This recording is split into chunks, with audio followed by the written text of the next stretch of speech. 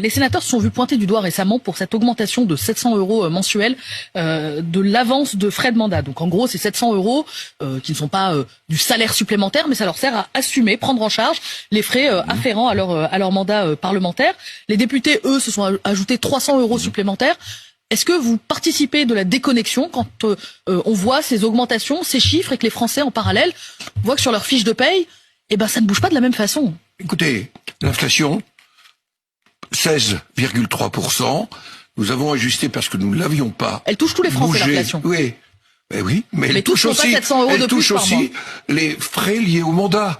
Et nous les avons ajustés de 11%. Il faut aussi se dire que la vie politique, la vie démocratique, ça a un coût. Et que ce coût, il faut le reconnaître. Les Français ont du mal à l'entendre. Nous l'assumons. Oui, mais la démocratie a un coût. Et moi, j'assume que nous donnions les moyens aux parlementaires d'assumer sur le territoire leurs fonctions, leur permanence sur le territoire. C'est tout simplement un coût de la démocratie pour une démocratie qui fonctionne. Est-ce qu'il faut le faire aussi pour les autres Français, Gérard Larcher, indexer leur revenu sur l'inflation? Mais il ne s'agit pas du revenu des parlementaires. Ils n'auront pas un euro de plus.